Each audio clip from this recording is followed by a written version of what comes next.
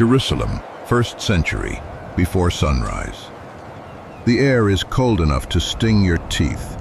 The city is not glowing gold like a church painting. It is gray, damp, quiet in that strange way a city is quiet after public violence.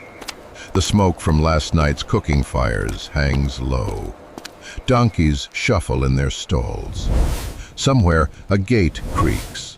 Somewhere a mourner has not slept. And outside the city, in a garden near a freshly cut rock tomb, the greatest turning point in human history begins not with trumpets, not with crowds, not with kings on balconies, but with a few grieving women carrying spices through the dark. The Gospel accounts agree on the core scene. After the Sabbath, on the first day of the week, women went to the tomb at early dawn, though the details differ in telling it. Matthew says dawn, Mark says just after sunrise, Luke says very early, and John says while it was still dark. That rough-edged variation is part of what makes the moment feel like memory, not polished theater. And that is the first myth to kill tonight. Easter morning was not soft-focus religion. It was not a choir in white linen standing under perfect light. It was grief with dirt on its hem. It was women moving through a city still under Roman occupation, toward a tomb that had been sealed after a rushed burial before Sabbath. First century Jewish burial was normally prompt, and the Gospels say these women came with spices they had bought or prepared because death still had to be honored, even when hope looked buried. So let's go there. Picture the city the morning after Sabbath. Jerusalem during Passover season was crowded, tense, swollen with pilgrims, memory, and political danger. Rome watched it carefully. The authorities had just overseen the execution of a man some believed was Messiah, others feared was trouble, and most assumed was finished. Jesus had been buried in a rock-hewn tomb, the Gospels say, in a garden near the place of crucifixion. Later Christian tradition would continuously remember the area now commemorated by the Church of the Holy Sepulchre, though historians still debate whether the precise identification can be proven. What matters here is that the burial site described in the Gospels fits the kind of Jerusalem elite tomb known from the late Second Temple period. Cut into limestone, carefully shaped, meant to receive the dead with order, enclosure, and finality. This matters because the tomb was not a fairy tale cave. It was architecture, stone, weight, expense. Archaeology from Jerusalem's Second Temple tombs shows family burial complexes with chambers, benches, or burial spaces, carefully cut rock, and entrances designed to be sealed. Some tombs used a heavy rolling stone, known in Hebrew tradition as a golel, not as decoration, but to close off death, protecting against impurity, robbers, animals, and even the smell of decay. That detail makes Mark's tiny human question feel devastatingly real. As the women walk, they ask each other, "Who will move the stone?" That is not theological poetry. That is logistics in the middle of grief. And notice who is walking. Not soldiers, not priests, not Peter leading the charge with heroic certainty. Women. Mary Magdalene appears across all four gospel traditions. Matthew includes the other Mary. Mark names Mary Magdalene, Mary the mother of James, and Salome. Luke mentions women carrying prepared spices, later naming Mary Magdalene, Joanna, Mary the mother of James, and others. John narrows the lens tightly onto Mary Magdalene at the tomb while it is still dark. The accounts are not identical in angle, but they converge on something startling. When the male disciples are hidden, confused, or absent from the tomb scene, the women are the ones who show up. That is not how ancient propaganda usually works. If you were inventing a heroic public myth in a world where public religious authority was overwhelmingly male, you would not likely build your first resurrection scene around exhausted women with spice jars approaching a grave in the dark. Josephus, writing in the 1st century, even preserves a statement that women's testimony was not admitted in his discussion of witnesses. Whatever scholars debate about how universally that applied in every setting, it is enough to show the cultural headwinds.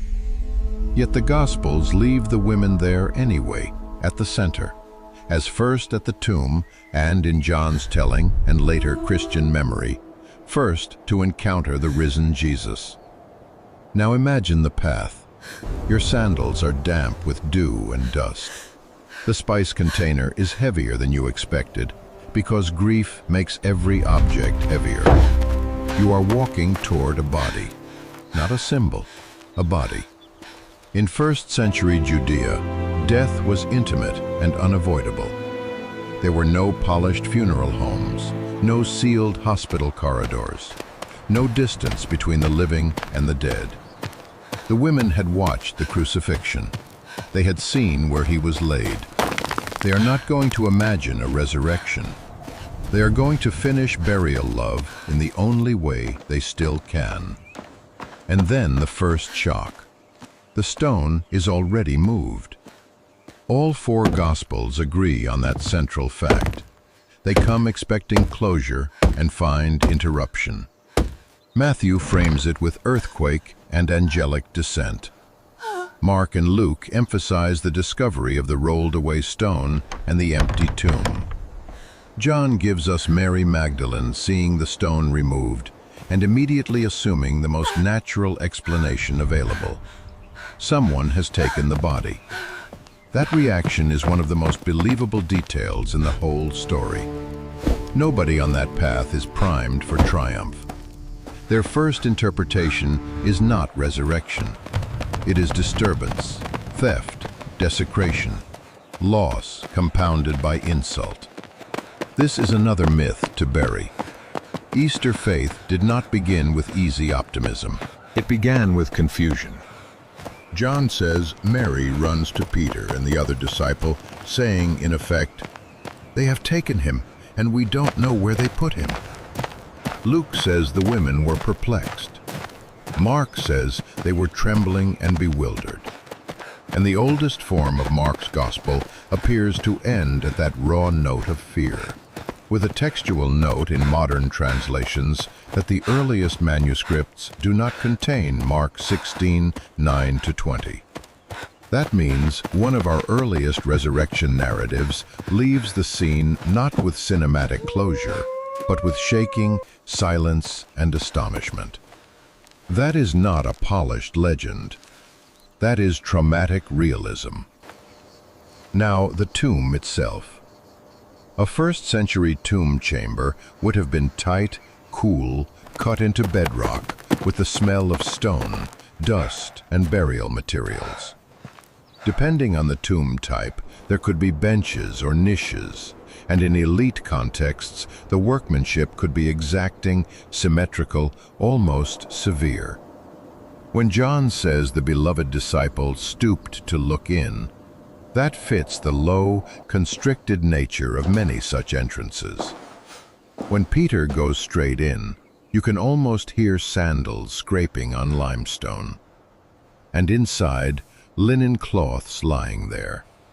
Not a body dragged out in chaos. Not a smashed chamber. Just absence and ordered remnants. Then comes the message. In the Synoptic Gospels, heavenly messengers tell the women that Jesus has risen and instruct them to tell the disciples. Matthew has them leave afraid yet filled with joy. Luke says they report it to the apostles who do not believe them. John slows the whole moment down and stays with Mary's grief outside the tomb. She is weeping, not preaching, weeping. Then she sees Jesus without recognizing him. She mistakes him for the gardener. Again, that is the kind of detail nobody invents to make a movement look impressive. The first resurrection encounter in John is not a power scene. It is a misrecognition in tears. It is not until Jesus says her name, Mary, that the whole world turns. Stay there for a second. Not the crowd, not the doctrine, the name, Mary. That single moment is one of the most human things in all of Scripture. She does not recognize resurrection by abstract argument. She recognizes the shepherd by voice. The one she came to mourn is suddenly the one speaking her name. The morning that changed history does not become personal for her through spectacle, but through recognition, through being known, through hearing in the middle of grief that death did not get the last word after all. Meanwhile, the disciples are still not brave. John says Peter and the other disciple run to the tomb. Later that same evening, the disciples are behind locked doors for fear. Luke reports disbelief. The resurrection accounts do not present a band of men confidently launching a movement the instant they hear the news. They present hesitation, confusion, fear, checking, running, staring, and only gradually understanding. Britannica notes the differences among the gospel traditions, yet also that faith in the resurrection runs through them all. That combination is exactly what lived testimony often looks like. Not cloned wording, but shared conviction around a reality too large to process all at once. So how did Easter Sunday unfold? Not as a staged pageant. It unfolded in layers. First, darkness before dawn. Then the walk. Then the practical worry about the stone. Then the shock of the open tomb. Then confusion. Then the message. Then the run back.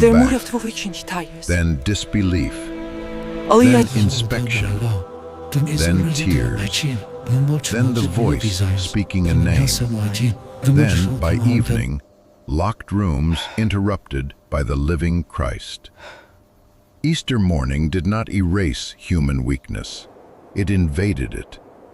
It did not wait for clean faith. It came into trembling faith.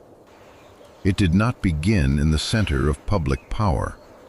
It broke open at the edge of a burial garden, among people society had not trained to expect victory. And this is where the material world gives way to the theological earthquake. Because everything about that morning says finality. The stone says finality. The tomb says finality. The burial spices say finality. The Roman execution says finality. The silence of Saturday says finality.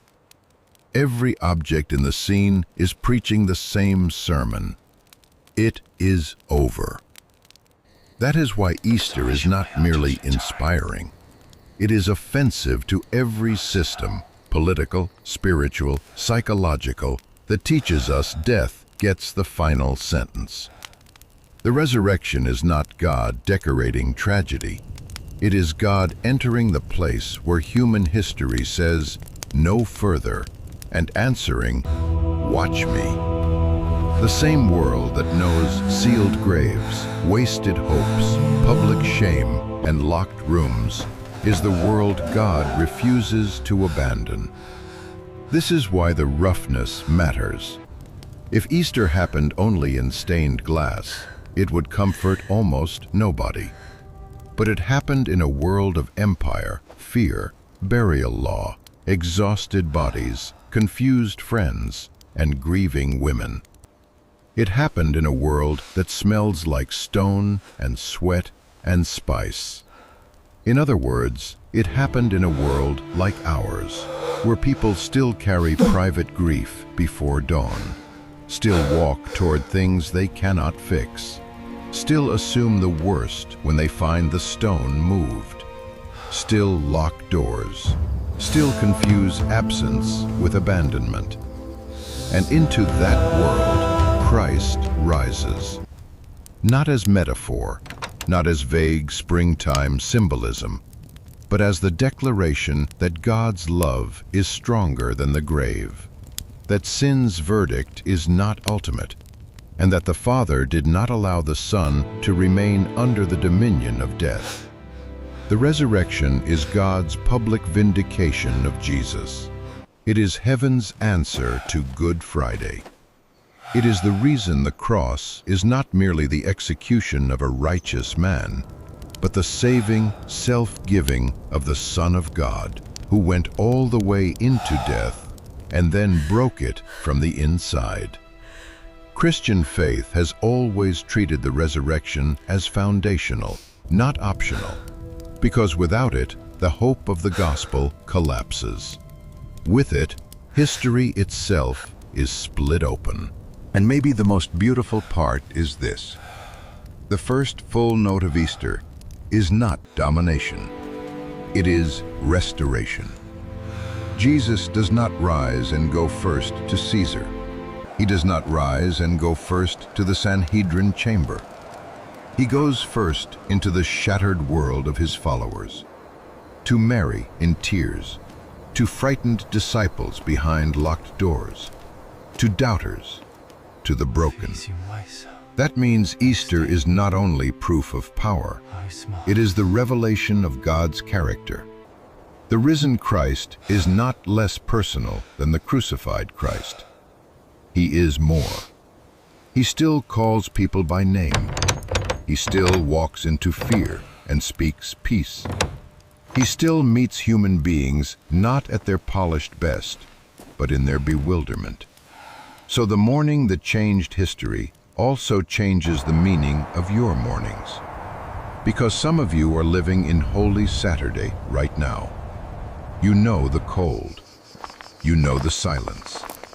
You know what it is to carry spices to a place that feels irreversible, to a marriage that looks dead, a dream that has been buried, a shame you cannot outgrow, a grief you cannot explain, a prayer that seems to have hit stone. Easter does not mock that pain. It passes through it.